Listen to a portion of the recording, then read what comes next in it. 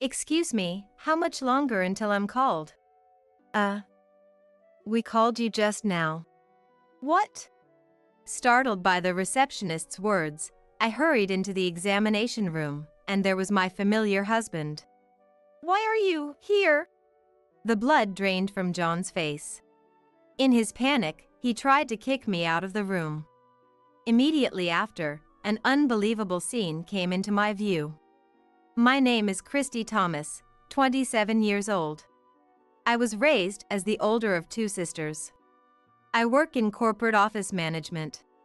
3 years ago, I got married and now live with my husband John. We met in college, worked at the same part-time job, dated for 4 years, and got married. Even now, we maintain a relationship where we can talk about anything, just like friends. By the way, I'm currently 7 weeks pregnant. We wanted a child right after we got married, but it didn't happen easily, and after 2 years of fertility treatment, a new life is finally growing inside me. When I went to the OB GYN alone, the gestational sac, which is the baby's growing room, was already visible, and the ultrasound photo even showed the tiny fetus. I haven't told John about the pregnancy yet. I wanted to surprise him. On the way back from the OB/GYN, I bought a cake and stopped at a supermarket to get ingredients for his favorite food. When I got home, I started cooking right away. A few hours later, John, who came home saying I'm home, widened his eyes when he saw the food on the table. Wow! It's so luxurious today. There's even my favorite beef stew. Hee hee, that's right. I thought we should have a party today. Huh? A party? Why all of a sudden? Actually, I went to the hospital today. Hospital? I handed the ultrasound photo I took out of my bag to John, who was looking anxious. Looking at it, he raised his face forcefully and stared at me. Christy, is this really? John, we're becoming parents. Ray, really? We're going to be parents. Yes, it's true. Our baby has finally come to us. I'm just so surprised, I'm lost for words. I know, it doesn't feel real, does it? But it's true. Our baby is really growing inside me, growing steadily. Oh my God. Everything seems to be growing fine. Together, John, we're finally becoming parents. With every word I say, the reality of it slowly sinks in. Tears start flowing from my eyes, and before I know it, I can't stop them. John must be really happy, too.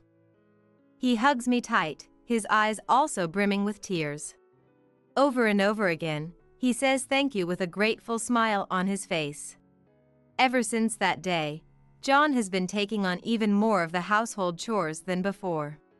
We used to share the housework, but now he's taken over cleaning the bathroom because it's too dangerous for me.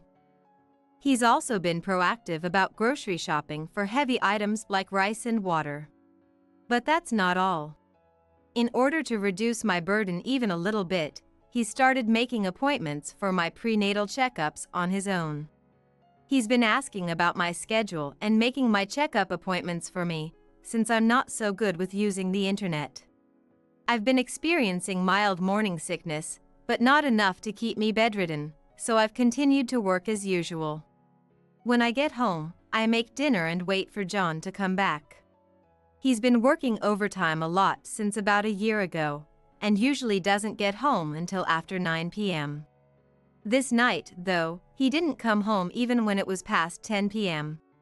Whenever it gets past 9 p.m., he always calls, but tonight there's no word from him. I try reaching out to him, but there's no response, so I wait for him anxiously. Then, just past 11 p.m., I hear the sound of the front door opening. I rushed over to greet him. John, welcome home. I was worried because you didn't contact me. Sorry. Something came up. But you weren't supposed to have overtime today, right? Did something happen? No. Just got some unexpected work. His eyes are clearly avoiding mine. Something seems off about how he's speaking. An uneasy premonition gripped me, and I confronted him right away. John, are you hiding something? What? What are you talking about? I'm not hiding anything. Then why won't you look me in the eye? If you have nothing to hide, you should be able to tell me where you were and what you were doing, right? I told you. I got caught up with an unexpected job. Some screw-up by a junior. I had to step in and handle it. But even if that was the case, couldn't you have sent me a message like you usually do? I texted you several times. I even called you, didn't I? Well, it couldn't be helped. I was busy. I didn't have time to answer your calls. John, who was usually so composed, raised his voice and glared at me. This was the first time I had ever seen him like this, and it startled me. He continued ranting, panting, and out of breath. After all I do, working late and then coming home to be doubted. What nerve! Is it fun for you, making a fool out of people like this? What are you talking about? I'm not making a fool out of you. I'm just asking why you were late. I said it was because of overtime, didn't I? What more do you want? It's not about what I want or don't want. You didn't contact me like you usually do. That's why I thought it was strange. Oh, enough! You're being so stubborn. Is it because you're pregnant that you're having these intense delusions? What? Listen, Christy. When the time comes for you to give birth, you won't be able to work. And then who do you think is going to support us? Me, right? If you want to be supported, stop interfering in my work. John then left, throwing off his suit and going straight into the bath, after which he shut himself in our bedroom. What was left in the living room was the untouched dinner I had prepared. In front of the untouched side dishes, I was overwhelmed by indescribable emotions. Why? Why would he say things like that? All I did was point out that something felt off. To call it delusions? That's too harsh. Since that day, John began treating me coldly. It became normal for him to come home in the early hours of the morning, and the days when he would come home by 9 p.m., as he used to, became rare. In the midst of all this uncertainty, my pregnancy continued. John, who used to help out with anything and everything, no longer did any household chores, leaving it all to me. The strain of doing the housework while being careful not to exert too much force on my stomach gradually wore me down. Finally, unable to handle everything alone, I called my younger sister, Karen. Hey, Karen. Oh, sis, long time no see. What's up? Well, I had a bit of a spat with John. Oh, really? You two are just like the saying, the more you argue, the better you get along, huh? Karen, my sister who's 3 years younger than me, is working in the fashion industry. We've always been referred to as two peas in a pod, and we're very close. During my dating days with John, she was my go-to for advice. She's an irreplaceable part of my life. That day, too, she listened to me for almost an hour before I ended the call. Opening up to her helped me feel a bit better. I was in the 17th week of my pregnancy, and my belly was starting to show. Entering the stable period, I felt fine, so I headed to work as usual. After my lunch break, just as I was about to start my afternoon tasks, something happened. I felt a sudden, unfamiliar twinge in my belly. What was that? The pain seemed to linger. In that moment, I thought about the safety of my child. Feeling anxious, I left work early and rushed to the women's clinic I usually visit. Normally, John would make an appointment for me, but today was unexpected, and I didn't have one. It looked like I'd have to wait a while for a checkup, but the thought of going home like this filled me with anxiety. Ready for a long wait, I explained the situation to the reception staff. "Excuse me. I'm Christy Thomas, and I've been having some mild abdominal pain for a while." "Thomas, please wait a moment. I didn't have an appointment because it was unexpected today."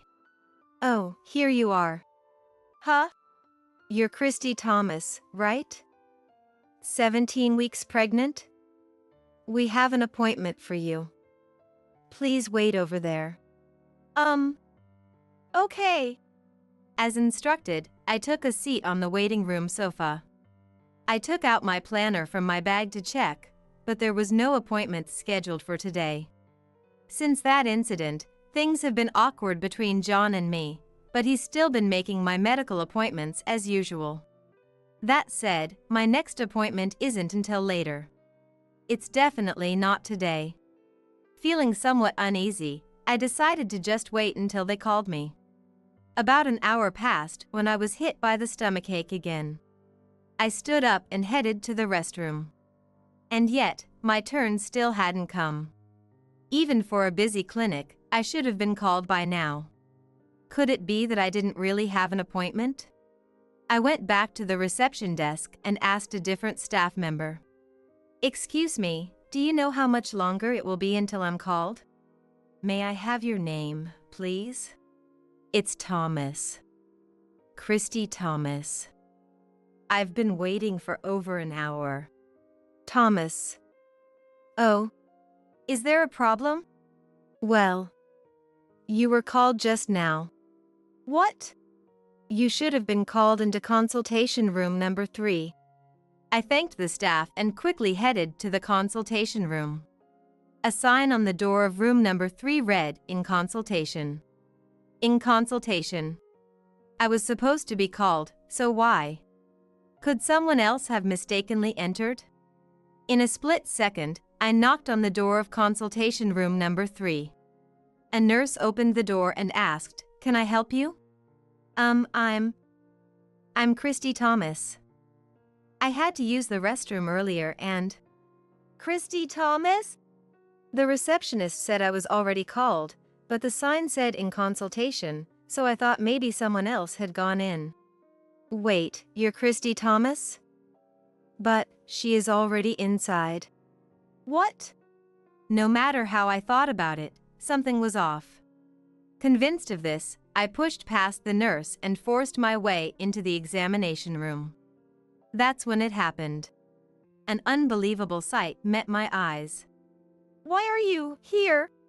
There, in the room, was none other than my husband, John. The moment he saw me, he started speaking in a flustered manner. "Christy, what are you doing here?" "That's what I was going to ask. Why are you here?" Could it be, John, did you make the appointment under my name?" "But why?" "Just get out for now." John tried to forcefully push me out of the room. However, given this obviously strange situation, I couldn't just back down. "John, explain this to me. Why are you here right now?" I'll explain later. So for now, I want an explanation now. You can't expect me to just accept this, can you? I'm begging you. Just leave for now." While I was arguing with John, the doctor, probably returning from an internal exam, came back, looking puzzled. "Wait, Christy." "Huh?" Seeing me, the doctor's eyes widened. "Doctor, I just got here." "Huh? Then who did I just examine?" Just as he said that, the door to the exam room opened. Coming out of the room was none other than my sister, Karen. "Oh, Karen." I had absolutely no idea what was going on anymore. "Why is Karen here?" My frustration grew at Karen's hesitations. I confronted her. "Why is the appointment under my name? And why did you come out of the examination room?" Then, the doctor who had been listening opened his mouth. "Mrs. Thomas, I apologize for not realizing it was not you. She was wearing a mask, so I couldn't tell. But I thought it was strange. You're supposed to be 17 weeks pregnant, but the baby was too small." It was no wonder the doctor didn't realize. My sister and I look so much alike, and she was wearing a mask. "Doctor, the person you just examined is my sister. And that man there is my husband." "What? So you mean the father of the baby I just examined is?" The doctor's sharp gaze locked onto John. I could see the color draining from his face. And at that moment, I finally understood everything. John, Karen. I need an explanation from the beginning. Whether they had given up or not, they slowly started to speak. According to them, they had been in a relationship for about a year. While I was struggling to get pregnant and undergoing fertility treatments, they claimed temptation got the better of them. Then, my pregnancy was confirmed. At first, they were purely happy, but shortly after, Karen's pregnancy was also confirmed. Karen asked John to accompany her to the hospital because she was scared, and John, in his usual carelessness, mistakenly booked the appointment under my account. He noticed this just before we arrived at the hospital, panicked, pretended to forget the insurance card, and completed the check-in. While I was in the restroom, the staff at the front desk's shift changed. As soon as they called the name for the appointment, Karen must have slipped into the examination room without running into me.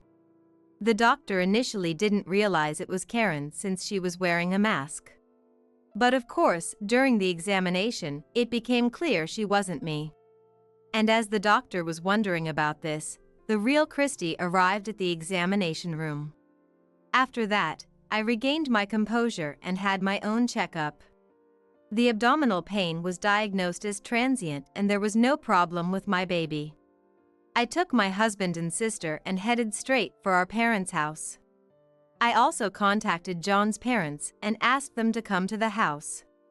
Once everyone was gathered, I explained to them the whole situation. "Of course, you're going to take responsibility, right?" I asked. Stammering, my husband responded, "Responsibility? Of course. I will continue to be with you, Christy." "Huh? What are you talking about? We're obviously getting a divorce." "Eh? But you just mentioned responsibility."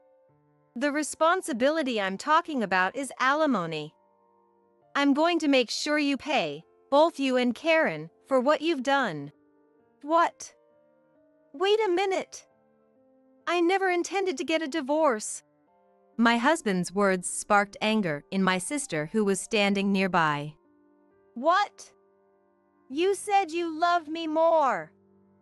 Was that all a lie?" Karen grabbed my husband's collar, and they started to argue. Their noisy squabble pushed my anger to its peak.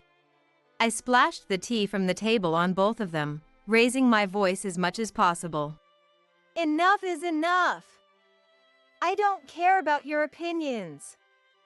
I'm divorcing John and I'm cutting ties with Karen. You two just need to pay the alimony quietly." "Wait, Christy.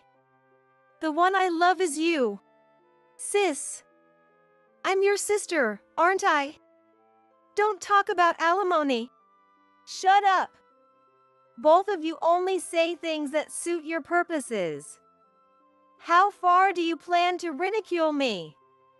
I will collect the alimony by any means necessary. If it means sending you two to hell, I'll do whatever it takes. If you get it, get out of my sight, you scumbags." At that, both of them began to prostrate themselves in front of me. "Please forgive me, Christy. I beg you. Sis, I also beg you." It's too late for their repentance. What they did is unforgivable, and I have absolutely no intention of forgiving them. After that, my husband and I divorced, as expected.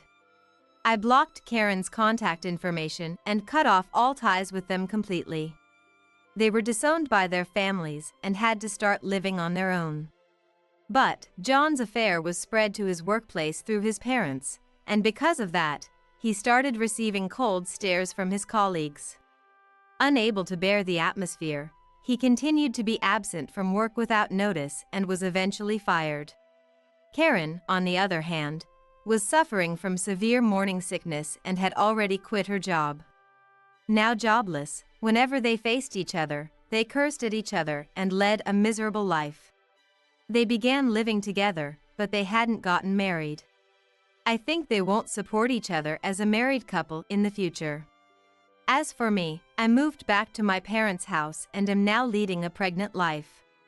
I switched my job to remote work and am anxiously waiting for the birth of my child. I might make my child suffer because there's no father. Even so, I intend to love this child with all my heart in my own way. So, we're thinking of moving everyone over here once the third one's born, Sissy said in her straightforward manner. With the kids growing up, our current apartment is just too cramped. You want the kids to be able to run around freely, right? It's impossible to just move out of the blue. All the rooms are taken. Then, Tim and his family can leave. Tim doesn't have kids, so it should be fine, right? Just move out now. As Tim and I were baffled by her words, a scream from Tim's wife, Emily, filled the air. Sissy's eldest child, Isaac, had shot Emily with a water gun. I hurriedly took the water gun away from Isaac. Why would you do something like this? This lady is a bad person. That's why God is angry and made her unable to have children. Isaac didn't understand why he was being scolded and looked like he was about to cry. What have you been telling your child? It's not true. Emily just can't love children. If she really wanted kids, she wouldn't need fertility treatments to conceive, right? I'm living proof. I love my children, so God has blessed me with them. Meanwhile, Emily has been undergoing fertility treatments for years and still doesn't have any children. Enough. Emily stopped Tim's clenched fist, saying, "It's okay. All right. If Sissy insists that much, I'll leave this house." If you had just agreed from the start. You're nothing but a burden eating away at this house's wealth.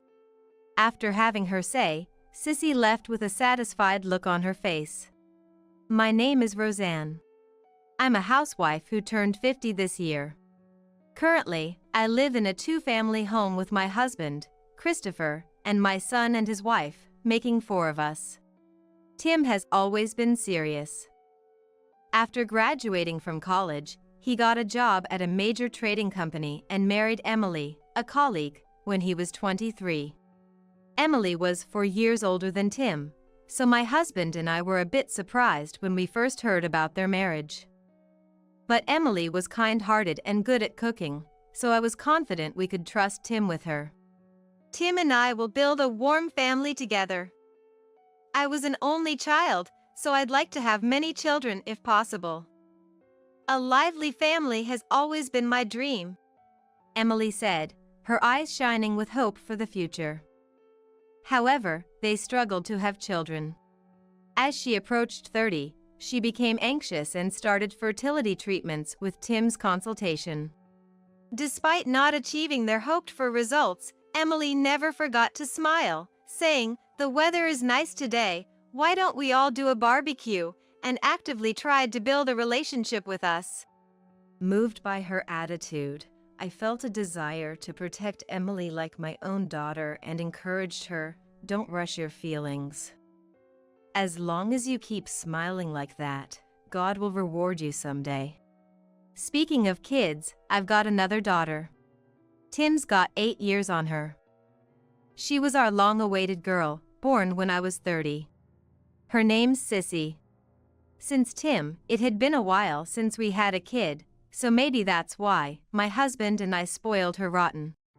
When Sissy and I went shopping, she'd point at toys on the shelves, saying, "Mom, I want that one. Buy it for me," with those adorable eyes, and I couldn't bring myself to say no, so I ended up buying them more often than not. As a result, Sissy grew up to be quite the little tyrant. After Tim got a job and became a working adult, he said, "Maybe it's time we teach Sissy about the harsh realities of the world, like common sense," with a serious look on his face, and I had to admit, "You're right. What you're saying makes sense." Reflecting on our parenting up until that point, I felt remorse. As Sissy became a high schooler, she started showing more rebellious attitudes towards us and started coming home late. "Do you have any idea what time it is?" I was worried sick. "I didn't ask you to worry about me," she'd retort, sighing as she took off her shoes, mumbling, "Ugh, I hate that teacher," seemingly making enemies of all the adults around her who tried to admonish her. "This is all our fault as parents," I'd fret, watching my daughter's sullen face.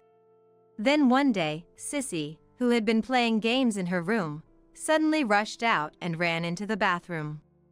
I thought she might be feeling sick, but I quickly realized that wasn't it. "Could it be that you're? What's it to you? It's none of your business."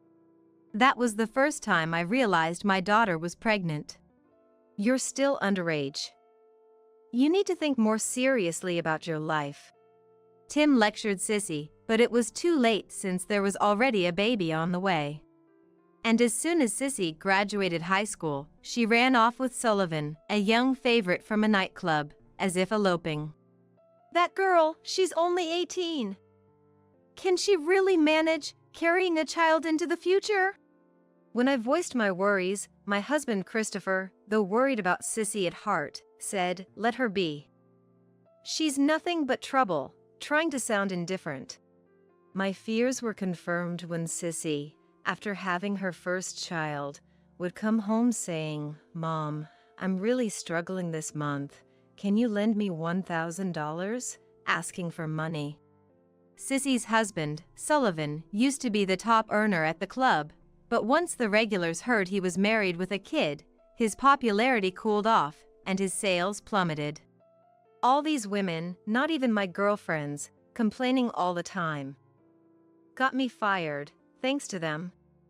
What a nuisance," he said, seemingly unbothered by his unemployment, laughing it off as if it were a joke. "Sullivan, what kind of work are you doing now?" Even when Christopher, acting as Sissy's dad, pressed him, Sullivan just laughed. "I'm looking for all sorts of jobs, but can't seem to find one that suits my charm. Maybe it's the environment? Care and food service aren't really for me." "Don't blame the environment. You're a dad now. How do you plan to support your family?" It's not the time to be picky about jobs. I couldn't help but get irritated by Sullivan's lackadaisical attitude and all talk, no action stance. When Tim chimed in, Sissy, already pregnant with their second child, snapped back, "That's lame, Tim. Being a boring salaryman like Tim is just too dull, right? Sullivan has dreams, unlike Tim, so don't make him do any boring job anyone can do. What's so boring about it? I'm just doing my best with what I can. It's with the salary I earn that we can support our family. Don't mock those who work hard for a living." Sissy mocking Tim, the salaryman, wasn't new. When Tim landed his job, Sissy, just starting middle school, said, "Being a salaryman is so lame. Can't even brag about it to friends," genuinely sighing in dismay. "So, what job would you have preferred?" "A musician, an idol, an influencer." "Oh, but with Tim, none of those are an option. Average looking and hopeless in life, Tim." Sissy made a comment that implied Tim was worthless. Years passed, but Sissy's mentality remained childlike. It seems we significantly misjudged how to raise our daughter. In front of a pregnant sissy, Tim, shaking with anger, could only suppress his fury by hitting his own thigh. After Sissy had her energetic second child, she started mocking not only Tim but also his wife, Emily. Did you start fertility treatments? Because I got pregnant with my second, did that make you panic? It's so funny. Aren't you over 30 now? Isn't it too late for you? Hey, Sissy. There are things that are okay to say and things that are not. That was way too harsh on Emily. Apologize to her. Despite Tim's outrage, Sissy, without any remorse, flaunted her second child to Emily, saying, "Look, the sad aunt who can't have kids." As the child started crying, Sissy mockingly comforted it. There, the aunt scared you, didn't she? While Emily, trying to hold back tears, looked away. When Emily, feeling unbearable, stood up to leave the room, Sissy stopped her. Emily, how much have you actually spent on fertility treatments? If you have that much money, wouldn't it be better spent on my children? It's such a bother, women who can't have children. Stop it, Sissy! Emily, you don't have to listen to her. Tim intervened. It's because Tim always coddles you that you haven't been able to have children. You better hurry up before you get too old. Emily cried quietly in another room, but I felt that any words from me would only pressure her more, so I couldn't bring myself to say anything. Listening to children's laughter should cheer you up, right, Mom? If only Emily could give you grandchildren, you wouldn't have anything to worry about. What a useless wife you got. Saying so, Sissy attempted to make me hold her baby right in front of Emily, who was watching. Then next month, I'll be counting on you for money again, Mom, she said, as if it was the most natural thing, taking with her an envelope containing $1,000. A year later, Emily's smile had gradually disappeared. I invited her to meals numerous times, hoping to see her bright smile again, but every time we saw a family with children at the restaurant, she sighed. Each time, I felt sorry, regretting that my good intentions had backfired. One day, Sissy visited us as usual. I have some really happy news for everyone today. What is it? Did Sullivan finally find a job? I asked, hoping slightly. No, it's not about that, Sissy said with a beaming smile, making a big deal out of it. In fact, I'm pregnant with a third child. Mom, you're going to have a third grandchild soon. Isn't that great, Mom? Having a daughter who's given you 3 energetic grandchildren. Sissy laughed triumphantly, glancing at Emily, who looked down. But before that, I've asked numerous times, has Sullivan found a job? Oh, come on. That doesn't matter right now.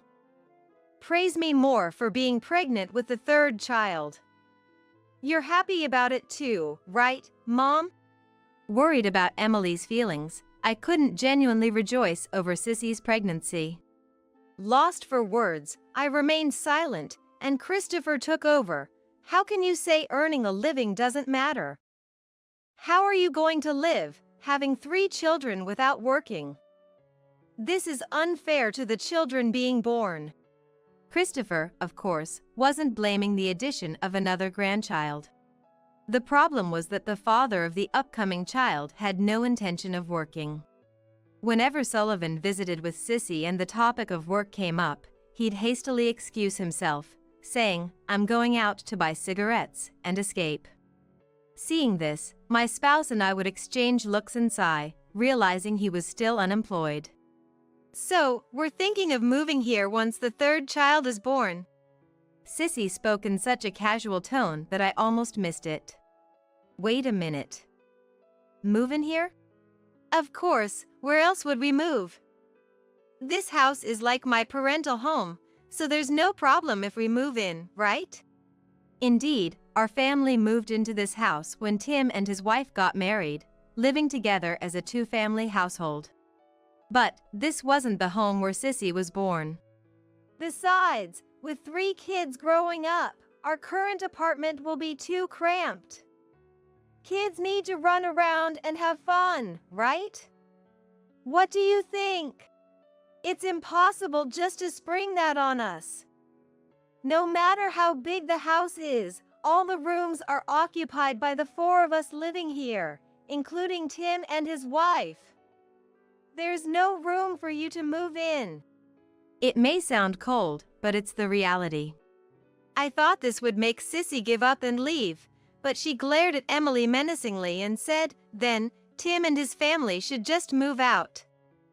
Tim has a stable job and a salary, right?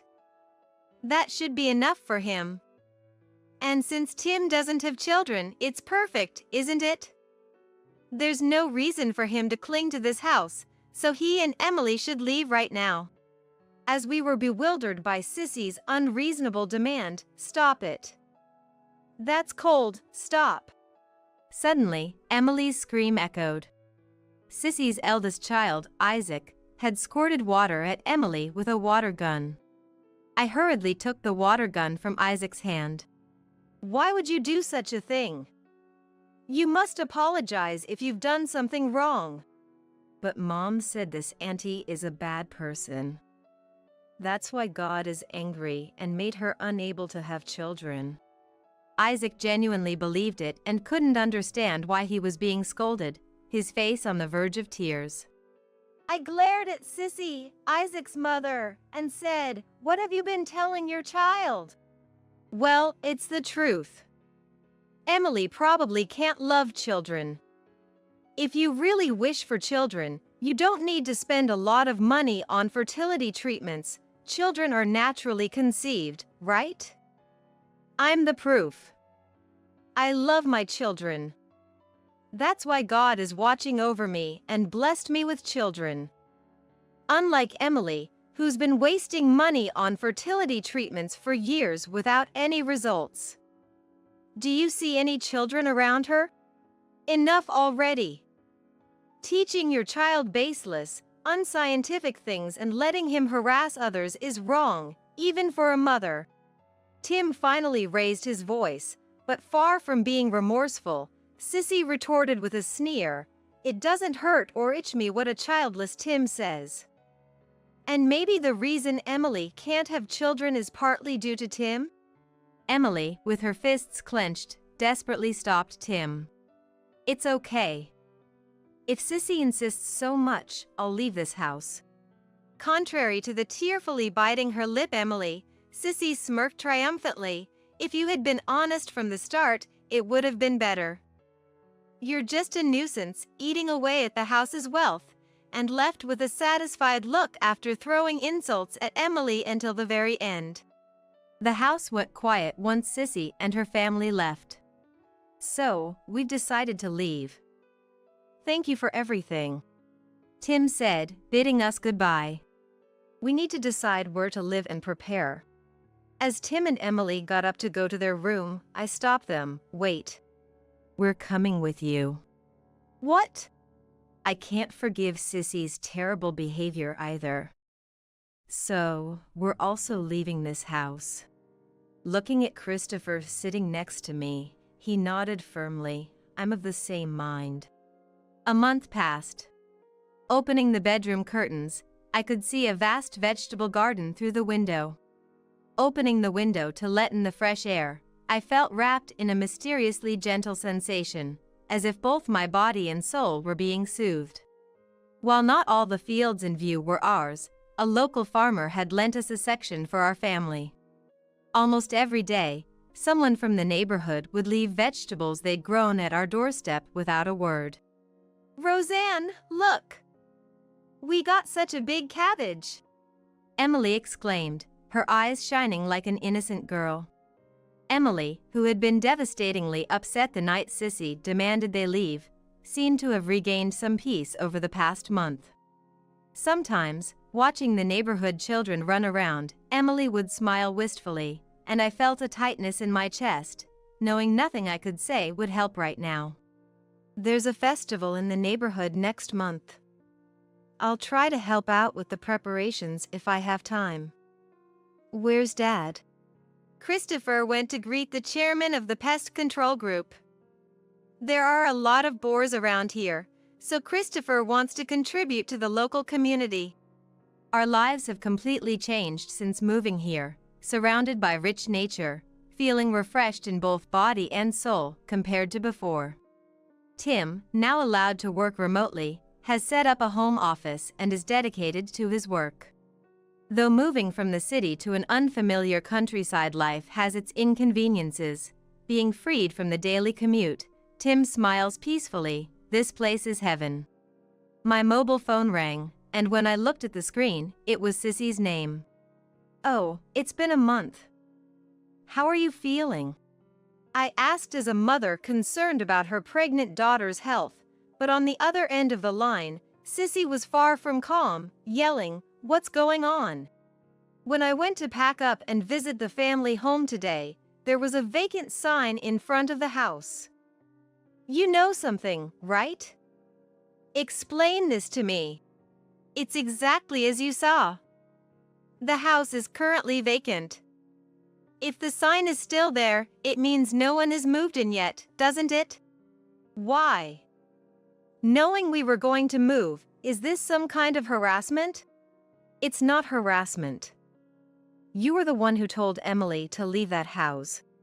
I did say that, but that doesn't mean you all had to leave too, right? Where are you now? Where am I? I'm at my own home, of course. So, your own home isn't this house where I am now? What's going on? I decided to briefly explain the situation up to this point. A month after Sissy made the unreasonable demand for Emily to leave the house, I moved to a new home with Tim and his wife. The home was previously occupied by elderly relatives who are now in a facility, allowing us to rent it. When we were looking for a new place to live and asked around, Christopher's cousin mentioned a vacant house. I just wanted Tim and his family to leave. But why did you all have to leave as well? Do you dislike me that much? Is that woman who can't have children so important? We couldn't forgive your words. There was silence on the other end of the call. You mocked Emily, who is trying hard with fertility treatments, but you too were born thanks to fertility treatment. What? I got married at 20 and had Tim at 22. Despite the fear surrounding my first childbirth, fortunately, Tim was born without any issues and grew up healthy. When Tim started kindergarten and I began to feel a bit more relaxed about parenting, I started thinking about having a second child. The trigger was Tim seeing a friend's younger sister and saying, "I want a brother or sister too." Christopher and I thought it would be nice to have another child since two would make things more lively, and at 27, I thought I still had plenty of time to have and raise another child. However, despite our efforts, getting pregnant again didn't happen as quickly as we hoped, and we started to feel a bit anxious, so we consulted with an obstetrician who suggested fertility treatments. We followed the doctor's advice and adjusted our lifestyle, but despite our efforts, there were no signs of pregnancy, and I began to feel desperate as I approached 30. When I visited the clinic for a checkup, I saw a woman with a swollen belly, a young boy cuddling up to her, talking to the baby about to be born. While I found it heartwarming, I couldn't help but think, why not me, as my thoughts inevitably drifted to a darker place. Christopher tried to reassure me, "Don't worry so much."